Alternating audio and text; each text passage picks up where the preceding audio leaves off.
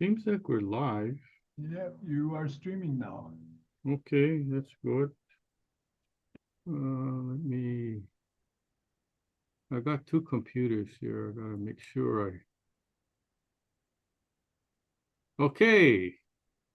Welcome everybody. Thank you for joining us on our Zoom platform as well as social media. We're talking about Facebook, LinkedIn, and YouTube. This is Lance Luke and Martin Pea, part of Ask the Building Expert, Expert Master Class series. And talking about series, we're actually finalizing our classes for next year, and we got some good topics coming up. But the topic today is the issue of the workmanship, the definition of good workmanship in the construction industry or in construction period. So um, this webinar is presented by Construction Management Inspection. That's probably the only so-called commercial we're going to do. I'm advancing the slides here, which are in every presentation. So what is the definition of good workmanship anyway? Um, there's a lot of different ideas or explanations about even workmanship, good workmanship, bad workmanship, mediocre, poor, whatever you want to call it. Um, I'm going to be giving a little rundown before I go into the formal part of the presentation, just to get understanding. So in the construction world, the phrase good workmanship is often used to denote quality and reliability, but what exactly does it mean? For many property owners, builders, contractors, inspectors, engineers, architects, even attorneys, the definition can be very vague, yet its importance is clear. Good workmanship is more than just completing a task. It's about how well the job is done, how long will the construction last, how it reflects on the professionals behind it. So if we look at understanding what the standard is, good workmanship refers to construction work done with skill, care, precision. It also reflects the level of quality expected from a trained and competent professional. And the trained and competent professional is the words that we're talking about. We're not talking about unskilled labor or people who just got thrown into this carpenter category, but they're not really carpenters. Of course, chances are the construction work may not be as good because these people aren't skilled, right? So um, the phrase performed in a workmanlike manner is commonly found in contracts, yet there's no clear standard or definition, and it can often be open to interpretation. And I do expert witness work uh, in construction defect litigation, and I see this coming up all the time.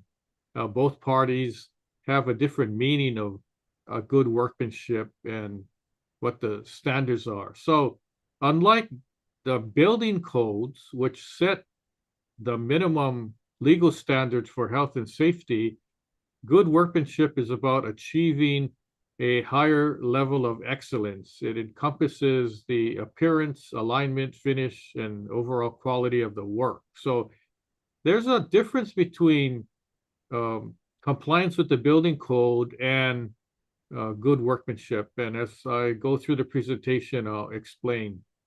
Code compliance versus quality work. one of the most common misconceptions in the construction industry is that when something passes inspection, it equals that the job is well done. In reality, building codes are designed to establish the lowest acceptable standard required by law. And this, when I say lowest, this is minimum standards. No, the building code doesn't address maximum standards or a higher standard than a minimum standard. So in certain cases, the building code is not a good direct indicator of good workmanship or craftsmanship. A project may pass a code inspection and still reflect poor workmanship. For example, a tile floor may technically comply with the building code regulations, but what if the tiles are misaligned, uneven, you got missing grout joints, things like that? It actually signals a lack of care and attention to detail, right? The code is minimal. And that's a key point. It's minimum standards. Good workmanship is what separates the basic compliance from professional quality results. Now, takeaway, how do you recognize poor workmanship? Well, sometimes it's obvious, right?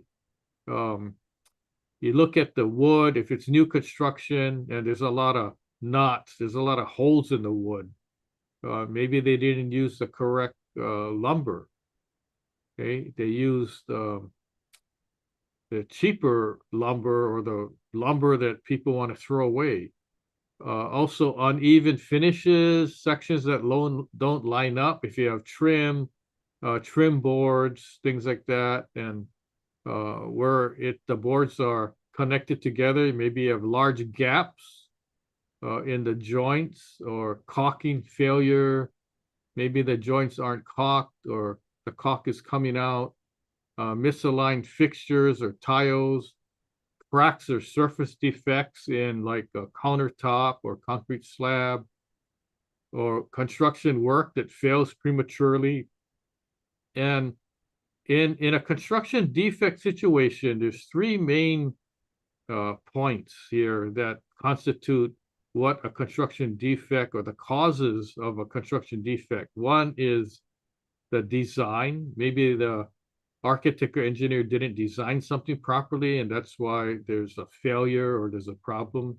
The other thing is that maybe the material was wrong. Maybe there's too many holes in the lumber, or the piece of 2x4 is warped and should not be used, or the paint is wrong color because it was not tinted properly, or things like that. So that's a material defect. So you have a design defect, material defect, and what's the other defect? Workmanship. Okay, so I'm not talking about a design flaw or error in this presentation, or I'm not necessarily talking about a material defect. I'm talking about workmanship, labor. Okay, so the issues that typically arise when projects are rushed, labor is maybe inexperienced, or proper supervision is lacking, they didn't have enough inspections done, communication breakdown, unclear expectations, and these things can contribute to workmanship issues. Key point, inspection and documentation really matters. Why? Well, ensuring good workmanship requires active oversight throughout the project, not, oh, we'll look at it when they start, and then when they finish, we'll come and look at it again. Well, what happens during all those weeks and months while the house is being built or the building's being built, if no one's going there to check, how do you know if the plumbing or electrical or anything else is installed correctly? You don't really, right? So that's the key. Regular inspections are needed. So inspection should be performed at key stages. Like let's talk about building a brand new house. You got your foundation, concrete slab. You got your framing, roofing, electrical, then plumbing, rough-ins, drywall, your all your finish work, your electrical plumbing finishes, and any other carpentry finishes. And then also you might want to use certain tools to verify alignment, level, and fit. One of the first tools you would use is your own common sense and your eyes looking at things. And if something doesn't seem right, if things aren't level, the tiles don't exactly line up, they're kind of off. I mean, that's already a red flag. Okay. Um, and then you need to document very closely. And documentation is not only writing things down, right? Documentation is writing, but it's also uh, taking photographic evidence. So um, photos or video. And when I say evidence, I'm using that in like, wow, what happens if there's a dispute? It ends up in a lawsuit. We need that for evidence. So initially, when you're taking photos or video, you're not calling it, doing it for evidence, right? You just kind of keep track of, because if the contractor hears the word, then they're going to get all bent out of shape, maybe. Okay. But it's your property. You have a right to take photos and video and bring in your own inspectors and whatever you want to do. So documentation is very important. Contractors, homeowners, inspectors should take photos, keep daily logs. If you're not there every day, weekly logs. If you're only there once a month, monthly logs. Maintain your punch list to track progress. What is a punch list? A punch list is just a list of things to be done, right? You know, like Martin um, gets from his wife Jean a honey-do list. That's like a punch list, right? Honey, do this, but you don't call your contractor honey. You just say, hey, I got things that I noticed. Yeah, there's a nail sticking out. Can you pound it in? You know, that could be a punch list item. So your punch list, you track progress and identify issues early on. You don't want to wait until the house is finished and, oh, by the way, I noticed that the plumbing pipe didn't look straight. Oh, well, where is it? Oh, well, inside the wall. Well, how do you expect the contractor to fix that if he already closed up the drywall? So you want to do it in stages. And then you do a final walkthrough at the end, have everything signed off to confirm that the work meets expectations. But that's not the final end all. So even if you're a homeowner, and let's say you do a final punch list with the developer, just because they called it a final punch list, that doesn't mean it's final. You can always go back to them and ask for stuff to be done. And I'll talk about that probably at the end. So documentation is not just a best practice. It can be a lifesaver in the event of a dispute. Now, what happens if there's a dispute? Legal considerations. Workmanship disputes often end up in court or mediation or arbitration when two parties don't see eye to eye. You have your homeowner or property owners one party, then you have the contractor on the other side.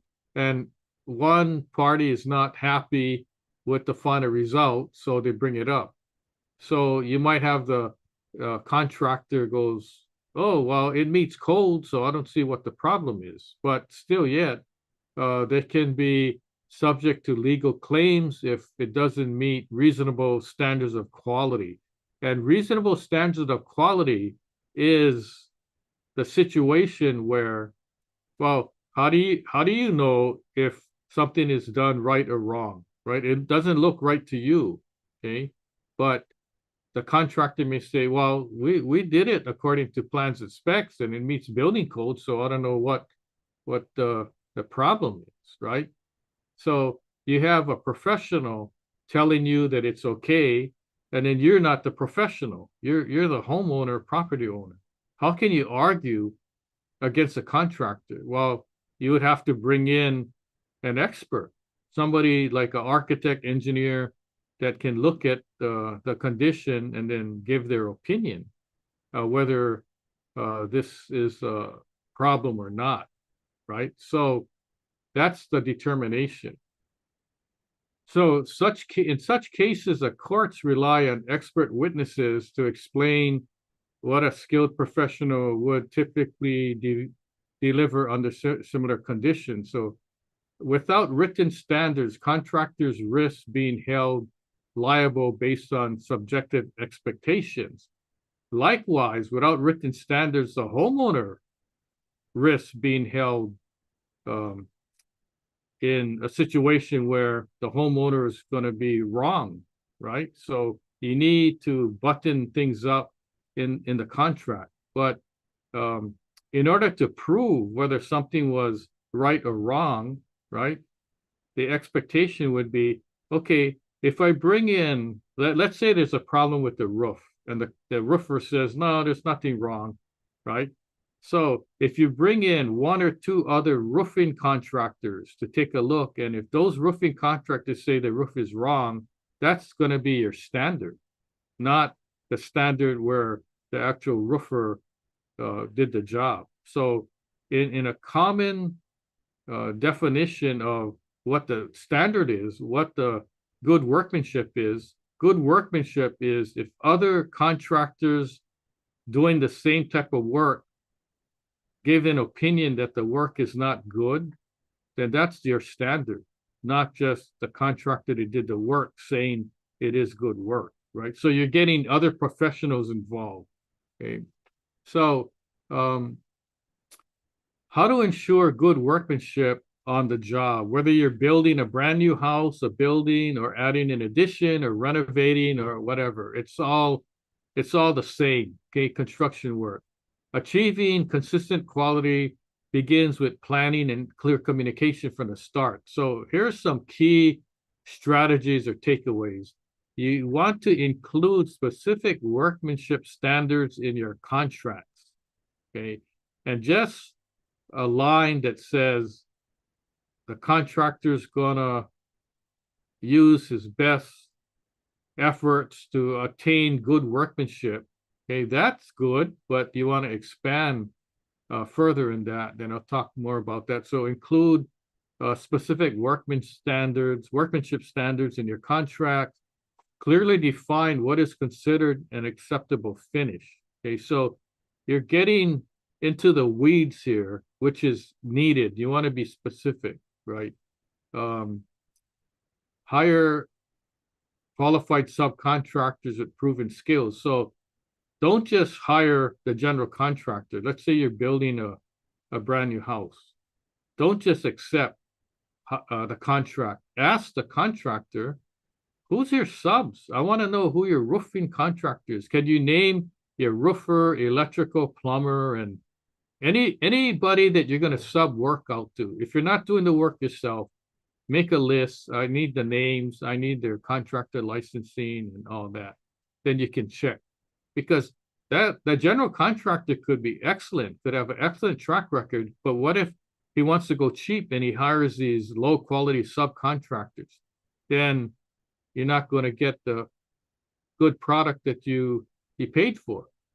Also, conduct routine control checks. If you don't have the time, or maybe you're not skilled enough, hire somebody to go and check once a month. I know I've been hired to go check out multi-million-dollar houses, and they want me there every week. So I go once a week. Sometimes they say, I need you there every day. I said, okay, well, then you're going to pay me for every day, right? And then you want to set it from the start. Make sure that before the job starts, you should tell the contractor, hey, look, I just want to give you the heads up. I hired a professional inspector. That guy's going to be here, going to be looking at the work, taking pictures, talking, asking questions and all that. And if the contractor says, okay, fine, all right, then you're good. In fact, I would set up a meeting, and then so they can introduce each other. Because the last thing you want is some stranger going to the job site and the workers are all looking at them going, ooh, who the hell is that? You know, is that the OSHA guy or DPP inspector, whatever? So they get to know. And then when I get hired, I go meet with the contract and tell them, hey, you know, we're on the same page, okay? We're here to get the job done. I'm not here to make your life miserable, but I just expect good work. That's all. And then, it's better than, strangers. Okay. So Hey, um Lance, this is yeah, Martin. Yeah, I just yeah. wanted to check the. I don't see the slides. I'm not advancing the Oh, slides yet. oh, okay, Yeah. okay. Oh, Sorry. now that you mention it, I can advance the slides. I was Oh, just giving like a overview. prelude talk Got it. before I get Got it. into the slides. Got it. No problem. Before I forget, I kind of took some notes, right? All right. Okay, so Thanks. do you see the slides advancing now? Okay, so good thing I got Martin as behind the scenes guy, because I could be talking and good thing I didn't say, okay, slide 21, and like, whoa, wait a minute, we didn't even go to slide 2 yet. So I just wanted to give a little prelude to what I would be talking about. So here we go. Thank you. So what is good workmanship? Okay. It's more than getting the job done, uh, performed with skill, care, precision, reflects trade standards and professional pride, and often referred to as workmanlike manners. So good workmanship and workmanlike manners kind of the same. Okay, it's the same ball of wax here. So it's more than just getting the job done, right? So this is why it matters. You want trade standards and professional pride. Trade standards is a key. So there's always like for each kind of building component, concrete, roofing, electrical, plumbing, there's separate trade standards. There's each of these building components have an association, if not one, two, or more. Okay, so let's talk about roofing. There's several roofing associations, and what are their standards, right? So you want to make sure that whatever is being built in each component, roofing, concrete, electrical, plumbing, and so forth, follow the professional trade standards by these national associations. It could be even local too, right? So what happens if you use these trade standards and the contractor has to follow them? Well, the level of professionalism gets higher and higher because now you have a specific reference. Okay, so in other words, you might say one sentence. Okay, the contractors follow professional trade standards by each trade organization, national trade organization. And you can make a list, say roofing, concrete, electrical, plumbing, cabinetry, tile, countertop, to drywall. I mean, that's fine too. And it doesn't matter if your list, exhibit A, is 4 pages long. If the contractor wants a job and he knows he can do good work, he should have no problem saying, oh, I have no problem. I do this all the time. I meet every single trade standard. Okay, fine, sign here. Okay, let's talk about building code versus quality standards. Okay, the code, as I mentioned before, is minimum standards. It's not above minimum or it's not maximum standards. Basically, the code is for public safety. So the building code ensures safety, legality, and basic performance. It's required by law, but often vague on quality. Okay, so you could have tile, floor tile, right? And there's a section on the building code regarding floor tile. But then what if the tile meets the code, but you look and it's all like not even in a straight line and crooked and stuff like that? Although it met the building code, the quality workmanship issue is not met. So when we talk about good workmanship on this example, focuses on appearance, precision, longevity, reflects pride, professionalism, and attention to detail. Now, if the tile is all like not in a straight line, crooked and all that, is that attention to detail? Does it look professional? The answer is no. Okay, so I wouldn't accept that because they had a chance to do it right, but they didn't. It's like, hey, man, don't you use like a ruler or a string line? And I could tell you lined it up by eye. So something is amiss here. Some more about code compliance and good workmanship. Like I mentioned before, a job can still pass inspection, but still be subpar. In my example, a floor tile meets the code, but is uneven. It's still poor workmanship. Do you have to accept this poor workmanship? No, you don't. But make sure that in your contract, there's no out for the contractor where he says, well, it doesn't say that I need to make the tile straight or do this or do that. Well, it's kind of obvious, right? So best practice, aim for both code compliance and skilled execution, right? You want the job done right. So here's a case example, a roof. It passed code, but still poor work. The roof is installed, but the shingles are not aligned properly. Okay. What happens if the shingle in a heavy wind, it blows off the roof? Okay. I could cite that it's both a building code issue and a poor workmanship. Why? Because the building code doesn't say you can install the roofing shingles and make it so loose that if heavy wind comes, the shingles blow off, right? It doesn't say that. So what happens if there's no code violation, but the homeowner's not happy? Okay. Well, that becomes an issue. And then sometimes it gets into arguments. And sometimes the arguments escalate and it cannot be resolved. And it ends up going through mediation, arbitration, or even litigation. I'm working on a couple cases right now where the two sides don't agree. And the basis of the lawsuit is the contractor took too long to finish the job, but some things weren't done properly. Okay, so that's an issue that has to be resolved. Poor workmanship, the code still passed, but still poor work. Then what happens? You got complaints, it might lead to legal action. And then you have to document, like, why is this condition poor workmanship, right?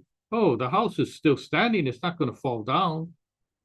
Oh, but if you look at the concrete, there's cracks and all that, and you can tell that it was poor attention to detail. Here's some signs of poor workmanship: unfinished, uneven finishes or gaps, misaligned components, like you have bricks and the thing's all out of alignment, premature material failure, maybe drywall plaster, they put too much water in the mix and it's like falling off the ceiling, sloppy work. You look at the brick work and there's holes in the grout and it's like somebody worked too fast. Common causes of poor workmanship: time pressure, fast tracking. Oh, we got to get this house finished. We got to get this building done so we can move on. Inexperienced labor, there's a labor shortage, weak supervision or no supervision, lack of defined standards. So how would you do an inspection to make sure that things are according to what it's supposed to be? You conduct phase inspections, use levels, squares, gauges. I don't expect homeowners to be doing this thing, but if you hire a professional, they're going to have the necessary tools.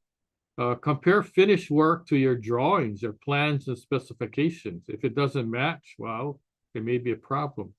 Engage third-party inspectors when needed. So you might want to consider getting a third party if you really want to make sure, if you think that you cannot inspect it on your own. And if you think you can, do you have the wherewithal, the background, experience, and expertise to engage with the contractor when the contractor says, look, we did it according to plans and specs. There's nothing wrong with this. Oh, these are minor cracks. Let's wait a year later and then we'll come back and take a look at it. And if it gets worse, then I'll come back and fix it. Okay, so there's different things that you can hear from the contractor telling you certain things without saying, yeah, I'll just fix it now. Proper documentation, take progress photos, take videos, document it. Keep a library of these because you may need it later. Maintain daily, weekly, monthly logs. Anytime you go to the property to do an inspection, write things down. Use a checklist or punch list. Get written approvals for completed work. Okay, so this is for both the contractor and the homeowner.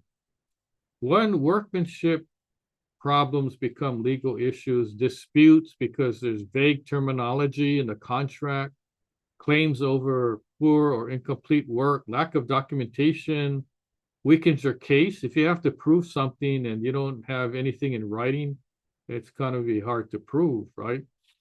Expert witness may be called to define what a reasonable standard is, standard of care or workmanship standard. Court rulings on workmanship issues, drywall job passed inspection but looked poor, contractor responsible. Roof installed wrong despite following code, the client awarded damages. Courts expect both compliance and quality. It can go either way. So if the contract is correct, right, in court, the arbitrator, a mediator, or the judge or jury is going to say the contractor is correct, homeowner's wrong, and there may be different counts. Preventive measures. I'm trying to hammer this home because a lot of people don't do this. Clearly define workmanship in contracts, set expectations in writing. If the contract, no worry, I'm going to do that. No need to put it in a contract. Well, that's when you worry, right? So if it's not in writing, then nobody said anything. Okay, so put it in writing. Vet contractors and subs carefully. And in this case, you want to do your research, right? With all the workers, not only the general contractor, but if the general contractor is subbing out and hiring 6 different subcontractors, you're going to do the same vetting protocol that you did with the general contractor, right? With the subcontractor. So act like each subcontractor is the general contractor. So on a given job, you're going to have general contractor, you're going to have roofing contractor, electrical, plumbing, and I don't know who else, maybe air conditioning contractor. Okay, so you want to make sure that you screen out each one because you don't want a good job on electrical plumbing and all of a sudden the roof is put on incorrectly, okay, or vice versa. And then you want to specify required finishes and tolerances. You want to have that in writing. You don't want to leave it up to the contractor to decide, right? So you fill in the blanks, as many blanks as you can fill in, as much information as you can specify, you do that, okay? So job site best practices, inspect at critical stages, hold regular walkthroughs, have meetings, document issues and any kind of resolutions, train team on quality expectations. That's mainly for like my job when I go and talk to the contractor, or the contractor needs to do the training. And I know I breezed through that fairly fast, but the conclusion is to make sure that you have it in writing and you have inspections done by professionals. But before we get to the Q&A, what you missed, we've given a whole bunch of webinars. It's on our website on practically every single building component or construction topic that you can think of. And if I missed any, let us know. what's coming up. We got a whole bunch of interesting topics. You go to our website, you may ask, well, what's your website? It's askbuildingexpert.now.site. And you may ask, well, what is on the website? Well, I can tell you that every day we're adding different things to it. It's so huge. We probably have to buy our own server soon because there's expert websites that are listed on that website and different topics, waterproofing, painting, contractor licensing, asphalt, painting. We even have a website about the Lahaina fire and how to rebuild after a wildfire, things like that. And we have our national expert blog that you have access to, free information, very informative. And then, like I mentioned, our list of webinars that we've given in the past, almost, I think I'm running out of topics because we've given so many. I lost count already. But yeah, it's free. You don't need a Netflix account or anything like that. And then we have books. So far, I've written, last count as of yesterday, 68 books. They're all available on Amazon.com. Go to Amazon, order it because Martin and I need lunch money. But here's a tip. If you go to certain sites, you might be able to get it free. There might be a download or a QR code. If not, let us know. We'll see what we can do. And then we got, I got an expert witness website and a national building expert website also. Hopefully you don't need the expert witness one at all if you kind of follow the tips that I gave you and don't get into problems with the contractor. And then now we got the Q&A time, and this is a exciting topic for me because it's a subject that I've been dealing with for many years, but I've never really gave a total presentation about it. So gonna bring Martin on. I see he's still awake and paying attention. That's a good thing. So Martin, we got any questions or comments from it? By the way, we not only we welcome questions, we also welcome comments too. And before I forget, I want to send our appreciation out to those people who always are regulars that log on to our Zoom platform, and then also appreciate those people who are logging in and watching from all over the United States and even parts of the world. This subject actually is applicable to anybody, any homeowner, property owner, or contractor, developer. It's pretty much the same. So, Martin, let's see if we have any questions. Yes, Lance. Well, we've had some that have come in early in the process, so let me pass them on to you. Okay? You All ready for right, the good. first? The first one is, how can we clearly define good workmanship in our contracts to avoid disputes later on? Here's how you do it, right? You get a sentence or paragraph that defines good workmanship, and you insert that into your contract. The other thing is that you can reference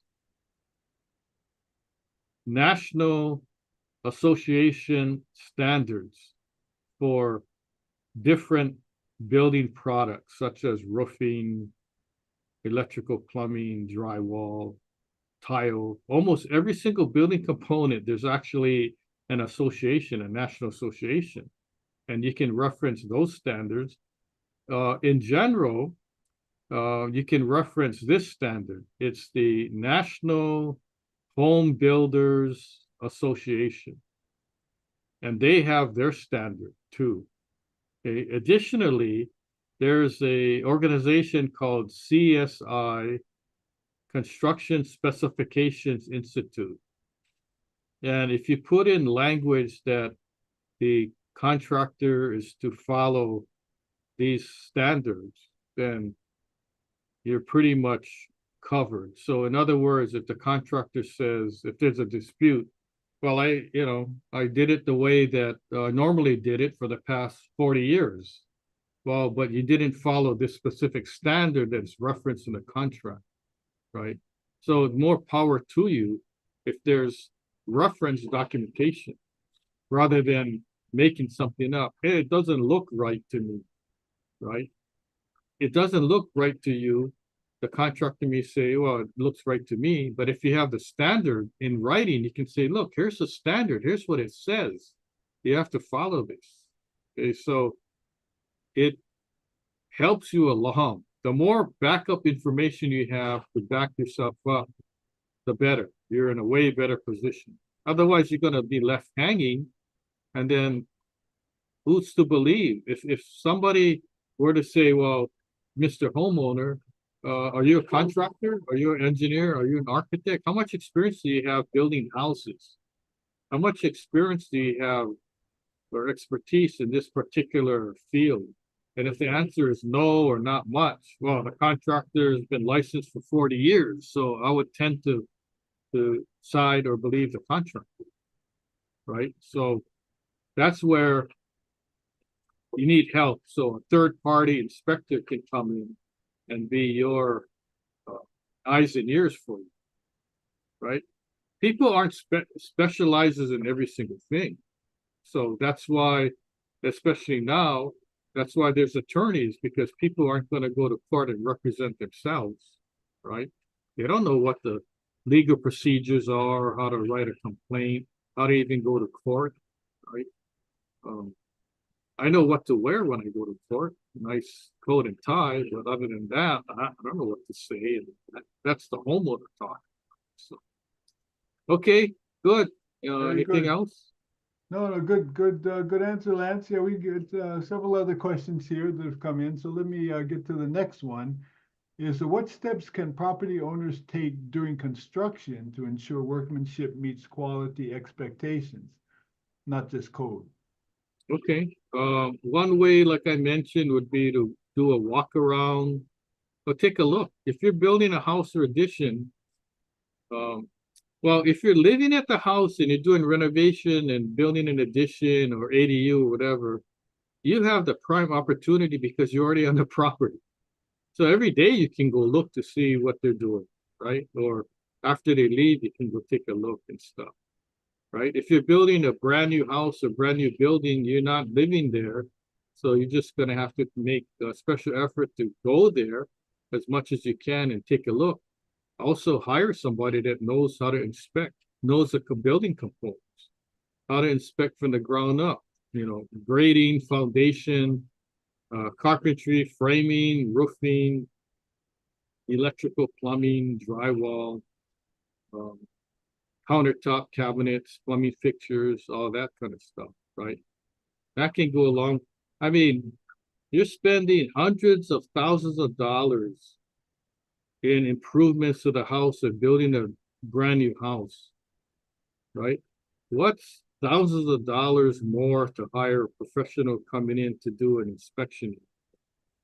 And people call me and say, oh, I saw you on Facebook or attended one of your webinars and I need you to want to hire you to inspect my house. Okay, good. What's going on? Oh, it's a brand new house, 2,500 square feet. When can you come out? I said, oh, what stage is it in? Oh, the contractor just finished it last week. And like, that's not really a good time for me to inspect. Well, it's a better time than not having an inspection, but it would have been better if I inspected like when you poured the concrete slab or when you did the framing. I said, I can't tell what's electrical plumbing inside the drywall or what's inside your attic and stuff like that. And they're going, oh, I didn't know that we had to get somebody. So slowly the word's getting out, right? And then I tell them, okay, well, that's fine. I can still come and do the inspection, but where's the reports from the architect or engineers while the house is being constructed. Oh, they didn't come out. They just like they told me their job was just to do the plans and that's it.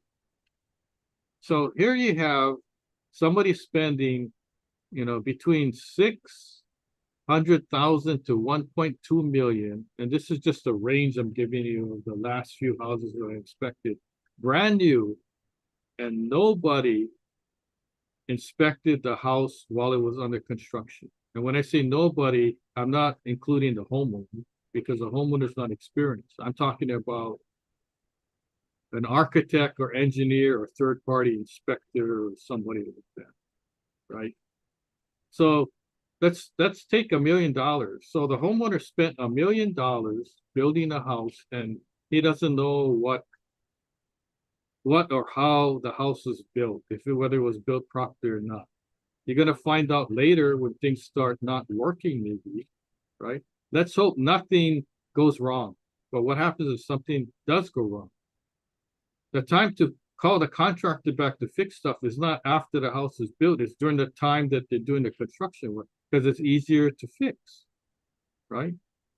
So just, be aware of those things. Did I answer the question?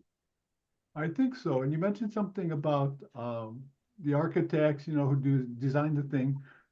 Is it a good guide to make sure that architect or whoever's designed the thing to include them in the inspection process? Or Oh yeah, definitely. But you know what? People don't normally know this. Even if the architect or engineer tells you, oh, that's not my job. I was just hired to draw the plans and write the specs out, and then give the plan to you and then the contractor. Even if he or she says that, that's not true. By state law, the fact that the architect or engineer drew plans and stamped it, and those plans are used to get the building permit, that he or she, that architect or engineer, is by law to take a look at the construction. They can't just say, "Oh, they weren't. I made an offer and they weren't willing to pay extra, so that's not my job." Even if they say that, they're still responsible because the licensing law for architects and engineers is very clear. Once they stamp the plans and sign, and there's an attestment on the plans that said this job or this project, the construction will be under my observation. What does that mean?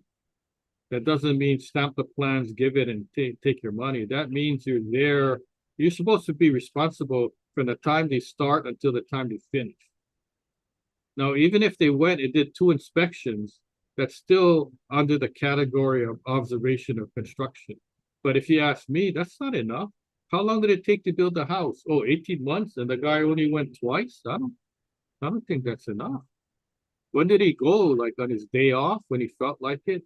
There's critical stages of when you got to inspect. One is like framing's done, right? Roughing, electrical plumbing. Before they put the drywall up and hide everything in the walls, that's when a critical inspection's done. And there's hurricane ties, continuous load paths. So if that's all covered up, how can you inspect and make sure that it follows the code? Okay, so I'm giving secrets out, which is very valuable.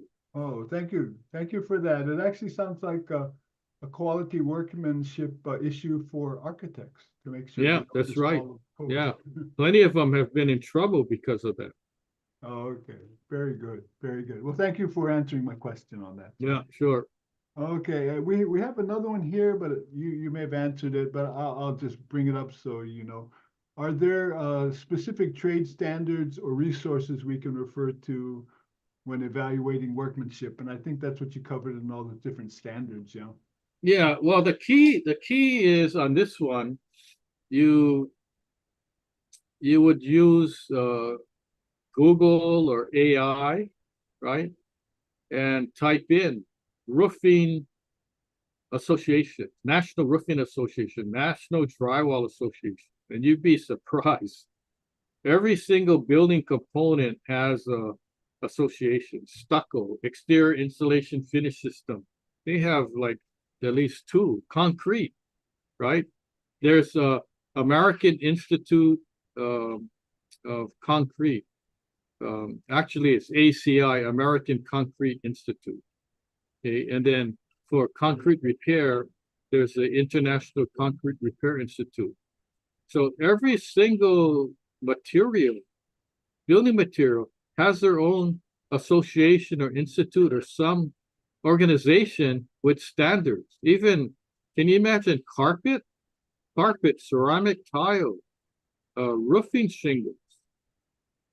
They have their own association.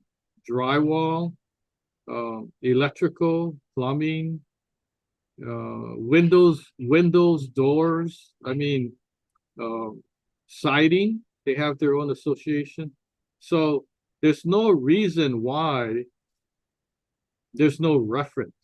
Okay. Now, let's say, for instance, you can't find one, right? Then you just go to the National Home Builders Association and you reference their standards or the Construction Specifications Institute. Okay.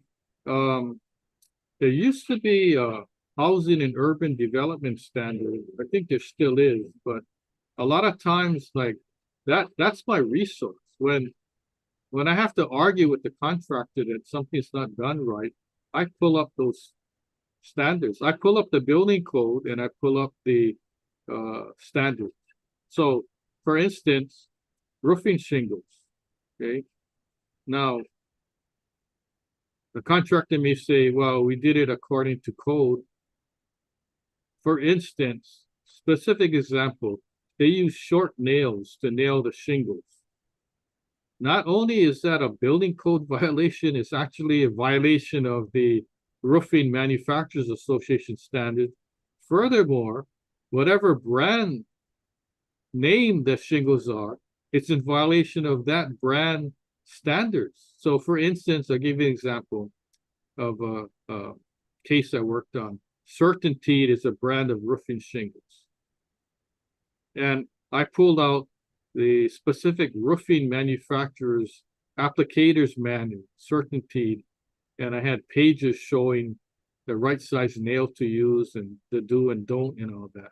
So I combined that with the Roofing Manufacturers Association standards and the building code, and it's a no-brainer. There's no contractor that can argue against that because I'm using the building code and the specific roofing manufacturers standards. And I mean, to me, it's a no-brainer. And then what has the contractor, what's the contractor's argument? The contractor was basically speechless at that point, right? But you got to have the correct documentation and the proper evidence to prove the case.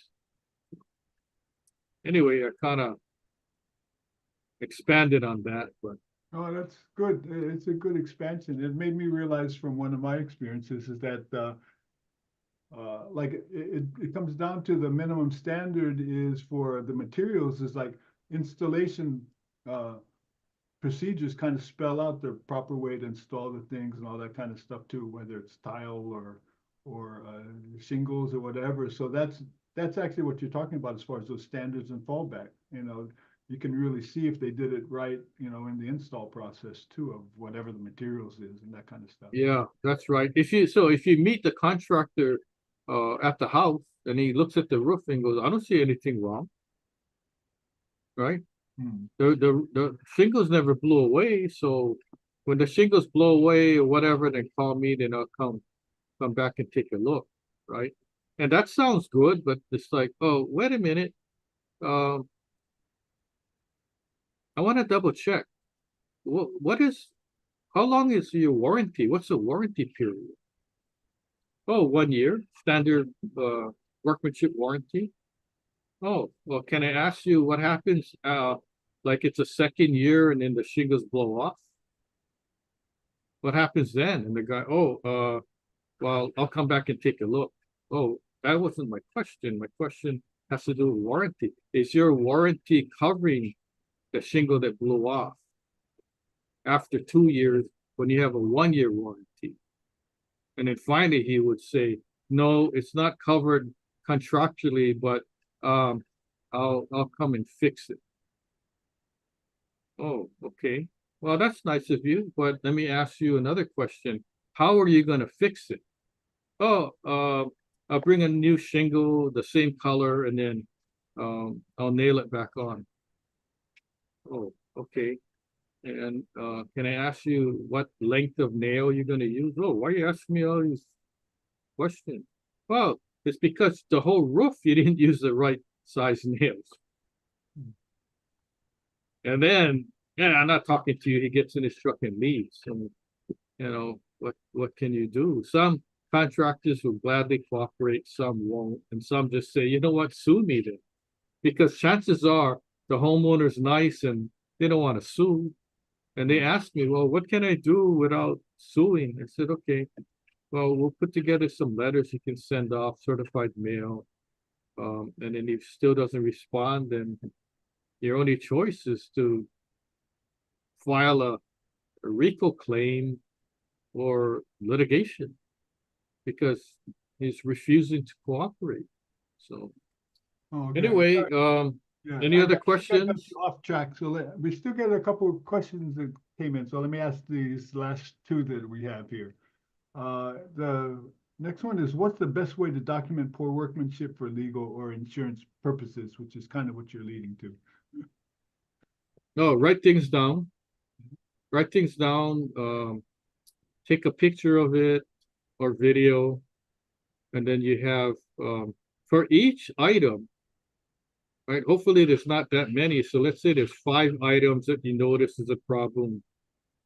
Write each item down, take a picture of it, maybe a little history, and keep it on file because these are the items that you're gonna need to talk to the contractor about and get it resolved. Okay, very good, thank you. And the last one I see here is,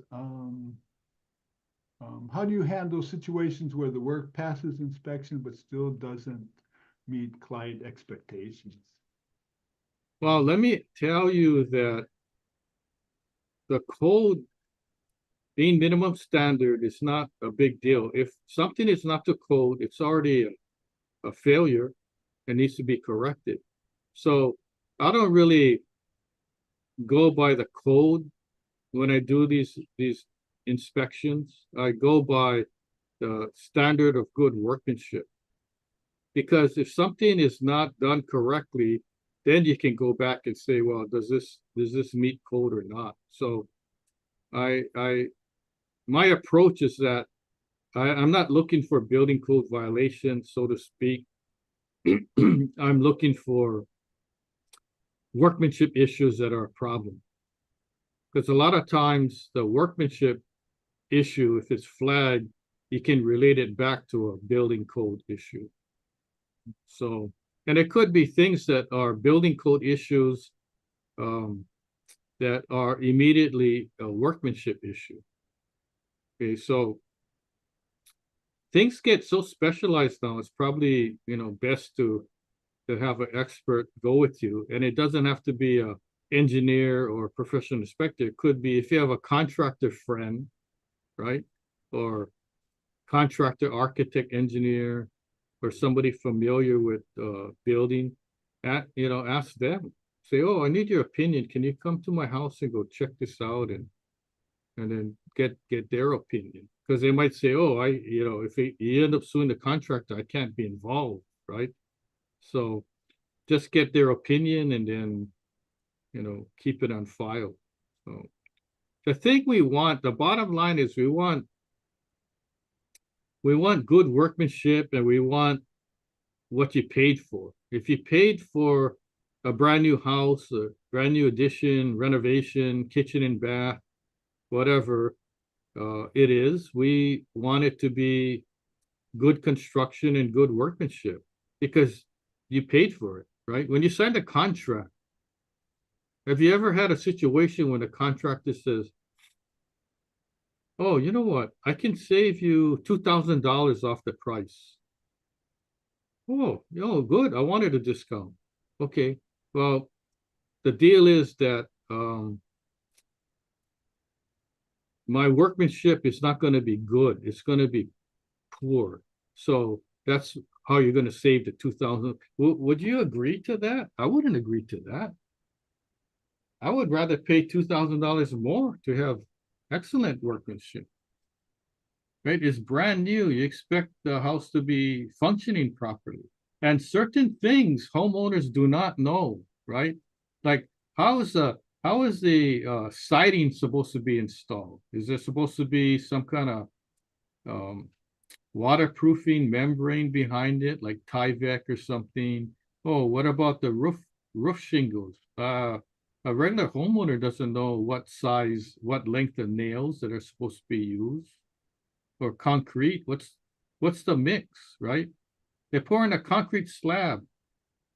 Oh, how come it's cracking and all that? And what happened is the homeowner had pictures that they showed me.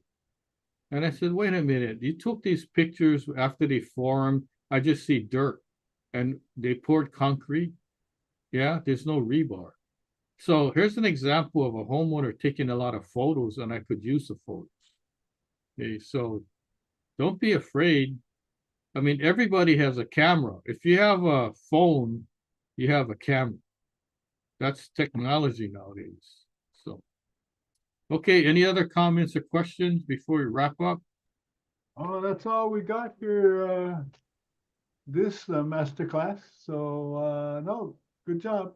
Good All info. right, thank you. Hopefully you guys tune in next time. We'll send the announcement out on our social media. We enjoyed having you sit in. Hopefully you learned something, and the information that you learned could save you thousands and thousands of dollars.